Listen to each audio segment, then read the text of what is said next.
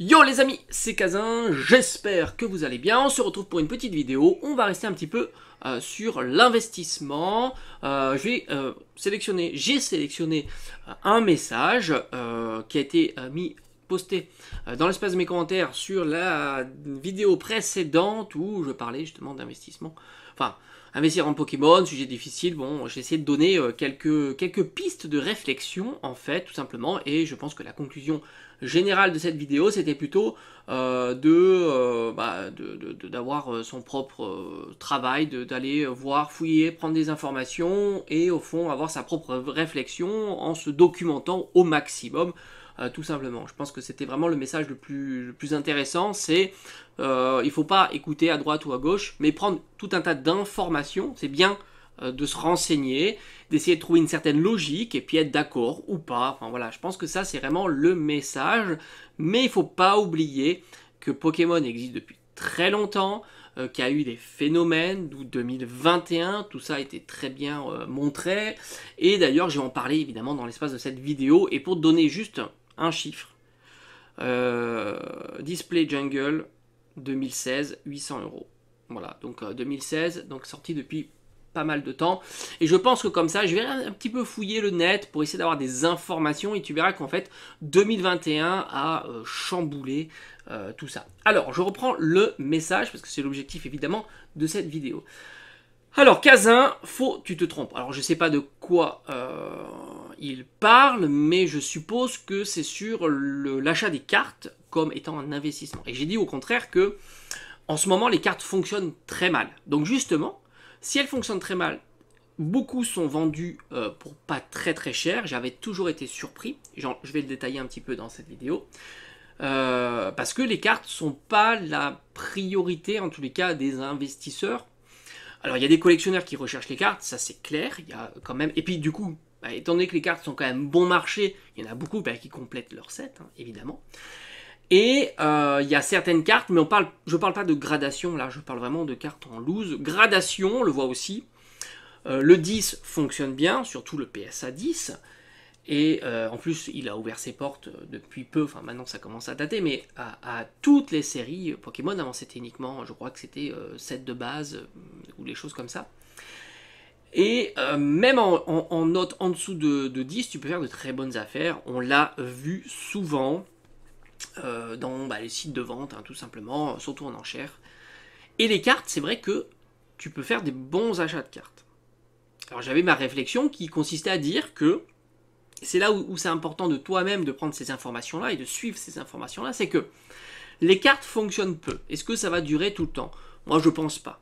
Je pense qu'à un certain moment, les cartes vont revenir un petit peu en devant de la scène, ce qui paraît logique, parce qu'à la base, c'est quand même un jeu et une collection de cartes, et non pas de scellés. Donc, à un certain moment, on peut imaginer, je dis pas que ça va éclipser le scellé, mais ça pourrait redevenir un peu plus tendance, les cartes, et surtout des séries qui commenceront à dater. Et du coup, j'ai poussé la réflexion en disant c'est peut-être la bonne occasion d'aller acheter des cartes qui sont ultra bon marché et qui ne devraient plus diminuer davantage. En règle générale, si tu arrives à trouver le point bas, c'est jamais négatif d'avoir en ta possession ce genre de collection. Et c'est là où je voulais dire, par exemple, il y a beaucoup de X. Tu prends une carte un Pokémon comme Ectoplasma, qui est là. Tu as des cartes X, par exemple celle qui vient de sortir, de Force Temporelle. C'est une carte que tu peux trouver pour 2 €. 2 €, tu imagines difficilement qu'elle puisse diminuer difficilement. Le Pokémon est populaire, elle ne vaut que 2 €, et au pire, elle pourrait descendre à 1 €, ce qui est possible. Bon, admettons. Mais j'en doute un petit peu parce qu'il est plus robuste que les autres. Donc Pokémon populaire, carte à 2 €, je trouve que c'est plutôt intéressant. Deuxièmement, les full art. J'avais donné l'exemple de Absol. Je crois que j'ai acheté Absol à 4 €, je crois. Là aussi, format quand même plus premium que la simple X, Pokémon populaire. Là aussi, tu prends pas spécialement de risque de dire tu achètes ton petit Absol à 4 €, il y a peu de chances qu'il diminue davantage. Sans compter qu'en vide-grenier, tu peux le trouver à ces prix-là. Et puis, après, tu as d'autres formats qui sont encore plus premium, les alternatives. Par exemple, moi, j'avais acheté le Gardevoir, 25 € sur EV1. Je me dis, quand même, 25 €, ça reste les top cards de la série, j'imagine pas que ça puisse descendre davantage. Donc tu vois, en fait c'est cette réflexion qu'il faut que tu aies en disant ça. Donc je vois pas où je me trompe là, mais bon, pourquoi pas. Et puis il faut un petit peu se diversifier aussi. Si tu veux vraiment rester sur la case investissement, on te dira toujours qu'il faut aller placer ses billes un petit peu partout en se disant si les tendances, par exemple, justement, si la tendance c'est diminue, ça pourrait dire que les cartes montrent. Et incertainement, si tu as un petit peu de tout, du coup tu te rééquilibres là-dessus. Toujours en réfléchissant évidemment. Alors, bon ça je pense que, voilà, je pense pas me tromper sur ce genre de réflexion du moins, d'aller essayer de trouver... tu te dis, j'ai besoin d'avoir des cartes récentes, etc. Je dis parce que ça me diversifie. Et donc, aller sur ce type de cartes qui, tu les suis. Hein. Le point bas semble être assez distinct. Voilà. Après, tu peux même essayer de jouer, évidemment, c'est plus sensible, sur le fait que la carte, le format ne plaît pas, mais peut-être qu'un jour, s'il plaît, tu as un levier assez important, comme les Gold, les Rainbow, les choses comme ça. Ou les GG, les TG bord jaune, par exemple, qui coûtent absolument rien. Mais pour l'instant. Pourrait imaginer, ou les radieux. Moi j'ai acheté plein de radieux, c'est des cartes qui valent pas très très cher. Moi je les adore en collection, je trouve ça super joli. Mais bon, je les vends pas, hein. On pourra en reparler dans 5 ans, elles seront toujours dans mes classeurs. Alors, on remarque que la meilleure carte d'une série coûte cher. Le scellé va coûter 3 fois plus, je suppose, que la carte. Exemple, donc le Dracofeu aide 1 en PSA 10 égale 15K. Bon, peut-être, soit, j'ai pas été vérifié. Et une display aide 1, c'est à peu près 35K. J'ai pas été vérifié, mais ça me semble cohérent. N'oublie pas qu'en tous les cas, je pense que la display set de base a diminué de valeur. Tout comme certainement la carte. Donc bon, pourquoi pas, x3, pourquoi pas. Et de même pour ADL, donc lui aussi c'est pareil, il a beaucoup progressé. On est à 10K LCD, ça j'en sais rien, je t'avoue que je ne connais pas. Et la carte là, est à 10K, 3K la meilleure. Franchement, je ne sais pas. D'ailleurs, je ne sais même pas quelle est la carte la plus intéressante de ADL, tant ADL propose des cartes très intéressantes. Et j'ai envie de te dire, elles sont toutes super. Où je suis pas d'accord, plutôt j'ai une réflexion différente, je préfère le dire comme ça, c'est prendre comme exemple 2 séries, dont une que je connais très très bien, puisqu'on l'a analysée ensemble sur la chaîne, de façon, on va dire, statistique. Donc ça, c'est une série que je maîtrise mieux, en tous les cas, par rapport à il y a quelques mois. Pourquoi c'est différent? Parce que une display set de base, ça t'assure grosso modo 12 holos. Ça t'assure quasiment tout le temps le Dracofeu, donc la top card. Ça, c'est diamétralement opposé d'une display de maintenant. Tu n'assureras jamais la top card dans une display. Il faudra peut-être même ouvrir 200 displays. J'exagère, mais vingtaine, trentaine, quarantaine de displays. Donc ça déjà, il y a une grosse différence. Deuxièmement, tu assures aussi en set de base des cartes random. C'est-à-dire que tu ne peux pas avoir un booster avec rien en valeur marchande. C'est-à-dire que tu vas ouvrir un booster set de base, on l'avait regardé ensemble, c'est peut-être 200-300 € le mine. C'est-à-dire les cartes communes les plus mauvaises, les cartes peu communes les plus mauvaises, et enfin la carte rare et non pas la carte holographique. Ça aussi, c'est diamétralement opposé à une display de Soleil et Lune, ou de épée bouclier, ou même du XY. Diamétralement opposé. Donc je pense que la comparaison, on ne peut pas la faire. Après, c'est qu'un avis personnel, évidemment. C'est un avis personnel. Tu vas avoir 12 ultra hyper recherchés dans cette de base Aide 1. 12 holos qui vont quand même être intéressantes. 12 sur 36. Tu n'auras pas 12 cartes intéressantes sur 36 dans une display de maintenant. C'est impossible. Ça a été vraiment énormément de chance, mais même, il faudrait que... c'est impossible. Donc comparer ça, c'est déjà, il me semble, pas bon. Origine perdue, c'est une série qui, somme toute, drop assez bien. Je crois qu'on l'a fait ensemble, mais c'est pas non plus le Pérou. Et surtout, tu auras, grosso modo, de la V, je crois que c'est ça.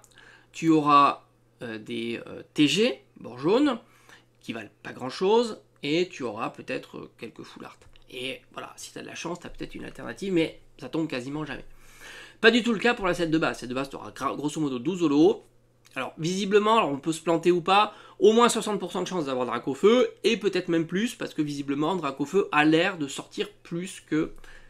Pour ADL, ADL, j'avoue que c'est une série que je ne connais pas, je suis assez honnête, mais c'est pareil, le top card c'est la holo, donc j'imagine que dans une display, si ça veut, tu as peut-être même l'information de combien tu as d'holo par carte, un petit peu comme cette de base. Si tu as l'information, n'hésite pas à la mettre dans l'espace des commentaires, mais enfin en tous les cas, tu as des cartes qui vont peser dans ton ouverture. Là aussi, les holos, elles pèsent, alors moins que sur cette de base, mettons la display 3 fois moins cher, mais elles vont peser. Tu as le Noctali holographique, le Rayquaza holographique, et je te parle pas des secrètes, je te parle de simples holographiques. Tu retrouves le Groudon, le Kyogre, le Deoxys, Mentali, toutes ces cartes, le Lugia qui est incroyable. Non, t'as vraiment des top cartes dans cette série-là, qui elles vont certainement dropper. Je suppose que dans 36 boosters, tu vas en faire tomber de ces cartes-là. Un petit peu comme du set de base. Peut-être j'ai une bêtise. Je te dis, c'est pas une série dont j'ai vu énormément d'ouverture. C'est une série magnifique aussi. Franchement, il y a énormément de belles cartes. Maintenant, si tu regardes les cartes rares, tu as aussi quelques cartes rares plutôt sympas aussi dans cette série-là. Là aussi, tu as du Ronflex qui est plutôt rigolo. Et puis tu as moins de cartes en état Near Mint qui circulent. Plus tu vas t'avancer proche de notre époque, plus tu auras de cartes en état Near Mint. Là, tu es quand même sur une série de 2011. Donc là, il y a aussi moins de cartes en état Near Mint. Et enfin, peut-être que dans une display, la proba d'avoir une secrète est haute. Là aussi, j'ignore si tu as l'information, mais là, moi, ça m'enrichit aussi. Et si en plus elle est haute, je sais pas moi, imagine-toi une fois sur 2 ou une fois sur 3. C'est colossal. C'est colossal. Et là, tu as le banger. Pour moi, cette série-là, j'ai du mal à savoir quelle est la carte secrète la meilleure. Entre le Groudon, le Rayquaza, le Suicune, même le Kyogre, j'ai envie de dire, le Deoxys évidemment, le Lugia, le Raikou, elles sont toutes incroyables. Je ne sais pas laquelle qui vaut 3K, mais je ne serais pas surpris de voir les autres quasiment au même tarif. Donc autant le Dracofeu est bien au-dessus d'un Tortank ou d'un Florizard, je crois qu'il y a peut-être un facteur 3, 4, mais autant là, je suis pas sûr qu'il y ait un facteur 3 ou 4 par rapport à l'intégralité de ces secrètes. Mais encore une fois, je ne vais pas m'aventurer sur cette ADL, c'est pas une série dont je maîtrise vraiment les données. Mais je pense qu'on peut encore pas comparer ADL aux séries de maintenant sur les cartes. Ça, j'y crois pas du tout. Comparativement. Alors, du coup, donc acheter des cartes, c'est un énorme risque. Alors, c'est vrai qu'acheter des cartes, d'ailleurs, c'est ce que j'ai dit. Acheter des cartes, c'est pas le moment, parce qu'on le voit, hein, c'est pas ce qui monte actuellement, à part certaines cartes, mais c'est compliqué de savoir justement. C'est pour ça qu'il faut aller sur le temps long, évidemment. C'est pas le moment, ça monte pas. Si tu veux plutôt quelque chose que tu maîtrises mieux, c'est le court terme, ça va être du CD 151, on était tous d'accord pour dire que ça va faire comme 25 ans, ça va faire comme les séries .5 qu'on revoit pas tous les 6 mois, et encore on sait pas, hein. Peut-être que 151 on va le revoir tous les 6 mois. Ça c'est une donnée qu'on va découvrir. Ça pourrait évidemment faire des petites choses. Je dis pas que ça chamboulera, mais ça plafonnera, ça c'est sûr. Ça c'est sûr. Donc à voir, wait and see comme on dit. Wait and see. Et alors là, du coup, c'est vrai que les cartes, c'est plus compliqué. Par contre, alors origine perdue, Giratina, 1K x3 du coup. Franchement, Giratina en PSA 10, j'imagine pas qu'il vaille ce prix-là, déjà. Je pense pas. C'est une carte qui est somme toute très très belle. Mais je suis pas certain. Alors encore une fois, à prendre avec des pincettes, je suis pas non plus spécialiste. Donc la display fera 3K dans 10 ans. Alors ça, j'y crois pas trop non plus. Pourquoi? Alors à moins qu'il y ait encore un 2021. Pourquoi pas, hein, mais ça, personne ne le sait. Rappelle-toi, Jungle 2016, 800 € la display. En 15 ans, l'évolution, en plus, inflation, machin, je connais pas les taux d'inflation annuels, si c'est 5%, 2%, moins 10%, etc. Mais bon, en gros, inflation constante si tu veux, mais enfin, en tous les cas, c'est pas Evo Céleste. Evo Céleste, elle a 2 ans, la série en reprint, et la display bientôt aller à 700, 800 €. Donc tu vois, t'as pas le même recul. Donc il s'est passé quelque chose de différent en tous les cas entre avant 2021, après 2021, et puis bon, on comprend pas trop ce qui se passe, on sait pas trop sur le temps long comment ça va réagir. On sort tout juste de 2021, donc imaginez qu'on puisse repartir comme ça et que peut-être c'est possible, pourquoi pas Evo Céleste à 3000 € dans 2 ans, on n'en sait rien. Mais moi personnellement, J'y crois moyennement, et encore moins, en tous les cas, des séries comme Origine perdue, où on pourrait mettre les 4 séries, Tempête argentée, Origine perdue, Star étincelante et Astre radieux. Astre radieux il est un petit peu moins intéressante, je trouve, que les autres, sans compter que, encore une fois, la quantité de displays, même cette de base dont on sait, en tous les cas c'est ce que j'ai entendu, hein, moi je sais pas grand chose au final, j'entends, visiblement il y aurait beaucoup de stocks, des centaines, peut-être milliers, mais on imagine bien que du épée bouclier fin de bloc, il y en ait encore plus. Encore plus, et plus que du Soleil et Lune, et certainement plus que certaines d'autres séries. Donc 3000 € pour une display comme ça me paraît très très compliqué, parce que contrairement, j'ai envie de dire, aux 2 exemples donnés, le booster est supporté par le prix des cartes. Or là, le booster n'est absolument pas supporté par le prix des cartes. Absolument pas. C'est mon interrogation à chaque fois quand je vois les prix des displays monter. D'ailleurs, si tu me suis depuis un petit moment, moi je suis toujours assez surpris de voir toujours les displays monter, mais de ne pas avoir ce support suivre un petit peu, tu vois. C'est ça, je me dis, à un certain moment, les cartes devraient monter. C'est là où c'est intéressant. C'est-à-dire que comparer Aide 1 ou ADL, ben, les cartes, elles valent cher, quoi. C'est-à-dire que tu as un support, et elles tombent. C'est surtout qu'elles tombent, en fait. Parce que bon, encore, voilà, t'as les cartes quand même, Giratina c'est 300 €, le Ptera c'est 200 € et ainsi de suite, mais elles tombent jamais. Elles tombent jamais. Donc toi, quand tu vas ouvrir une display, t'as aucune chance d'avoir ces cartes-là. Or, tu ouvres du ADL, j'ai vu souvent la secrète tomber. Alors, je sais pas si c'est de la chance, mais j'ai vu souvent la secrète tomber, puis t'auras toujours des holographiques qui valent quelque chose. Et alors, Aide 1, c'est le plus parlant.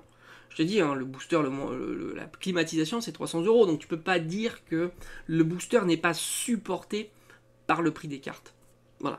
Donc, moi, je ne fais pas du tout, en tous les cas, la même réflexion par rapport à ça. Maintenant, si le Giratina avait une valeur hypothétique dans 10 ans, non pas de 1K, mais de 10K, je peux imaginer la display à 3000 €. Oui. Oui, parce qu'il faut prendre en compte pas sa valeur, mais aussi sa probabilité de tomber. Et là, j'ai envie de dire, on pourrait imaginer de voir, et on pourrait le calculer d'ailleurs, hein, j'ai pas le fichier sous la main et aller le chercher sur un autre, parce que je crois que j'ai fait une série de... Je sais pas si j'ai pas fait d'ailleurs, je sais plus si c'est celle-ci que j'ai faite, ou peut-être que j'ai pas fait de épée bouclier fin de bloc, mais enfin en tous les cas, on pourrait l'imaginer, mais c'est encore une fois, il faut prendre en compte la fréquence de drop. Quand tu fais un event avec Aide 1, tu sais que ça va tomber, quoi. Peut-être pas le drac, tu vois. C'est-à-dire t'es déçu hein, si le drac tombe pas, parce que tu sais qu'il y a une probabilité de dingo de faire tomber le drac. Mais tu sais que tu vas faire tomber de la holo. Et ça va dropper, et ça va dropper. Et la holo c'est 200, 300, 500, 600, 1000, et ça drop, et ça drop. Alors que là, tu ouvres du origine perdue, tu vas dropper de la V, et ça vaut rien. Donc à un certain moment, il faut que les cartes se révèlent, et se réveillent. Voilà. Donc 3K, pourquoi pas, mais le Giratina il sera pas à 1K, c'est pas possible. C'est pas possible. Moi, à un certain moment, il faut que ça soit plus cohérent par rapport à tout ça. Et pour Evo Céleste, pour moi, ça devrait être aussi pareil. 3K, pourquoi pas. Mais le Loctali doit se réveiller. C'est mon sentiment, c'est ma façon de voir les choses. Après, on peut ne pas la partager, évidemment. Moi, c'est pour ça que je te dis hein, souvent dans ces vidéos-là, fais-toi ton propre avis par rapport à tout ce que tu peux voir, comprendre, observer, et ainsi de suite. Et je pense que c'est quelque chose qu'on doit observer de pas à pas, tous les jours, comprendre un petit peu tout ça. Mais en tous les cas, les 2 séries-là, on le voit vraiment, hein, elles supportent le prix du booster, ces cartes-là, puis elles sont incroyables, ces cartes-là. Il y a de la nostalgie dans l'air, quoi. Alors, est-ce qu'il y aura dans 10 ans de la nostalgie sur Origine perdue? Mais j'en sais rien.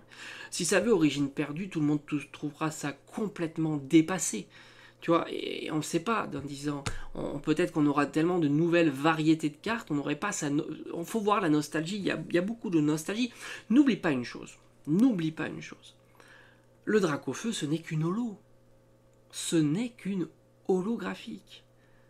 Il n'y a pas de texturation, il n'y a pas de travail sur la carte, c'est une holo. ADL, c'est pareil. ce sont la plupart du temps des holos, et puis avec un petit peu de brillant sur le côté. Eh ben, dis-toi que les promos que tu as dans les coffrets électrodes, tu as le brillant sur le côté, tu as un petit holo, c'est pareil. C'est pareil. Donc on ne sait pas tellement comment tout ça va. Je pense que c'est bien aussi de l'imaginer. On ne sait pas. Voilà, on a terminé. Je trouve que c'était très intéressant en tous les cas. Puis bon, chacun ses opinions, évidemment. Et je te dis à très vite.